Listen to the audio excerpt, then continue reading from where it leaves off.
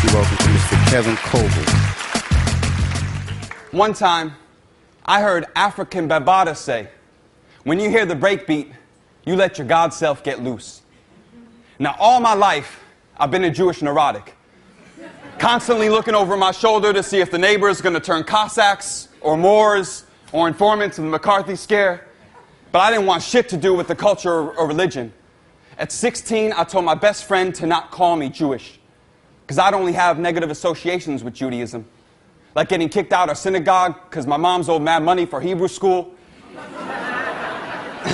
and all these sons of lawyers driving around in Holocaust death camp machines, all classist, thinking they slick because they could afford the new Jordans. Well, I got to work at a hot dog stand to save up for the Payless generic brand.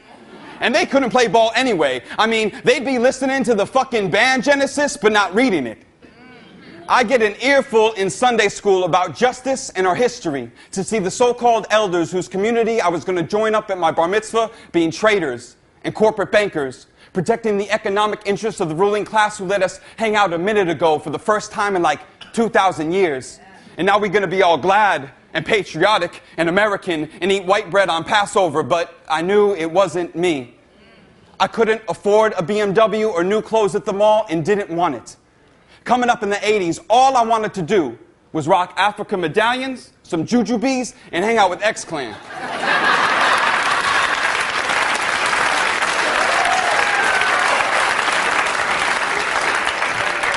But I felt like nobody was going to understand where I was coming from. So I just buried myself in the music and kept on hearing the refrain. It ain't where you're from, it's where you're at. Hip-hop asks one eternal question. What do you represent? And it was when I was in a Hasidic synagogue in Montreal during Rosh Hashanah and Yom Kippur on the night of Kol Nidre, where we have one final evening to be inscribed in the book of life and pray with all of our might, that I saw my people head nodding, swaying back and forth, bowing, supplicating, submissive to the rhythm of prayer. That night in synagogue, I davened with the energy and ecstasy of a b-boy in battle.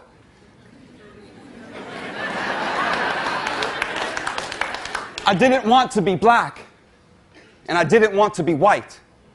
I wanted to be Jewish. I wanted to be hip-hop.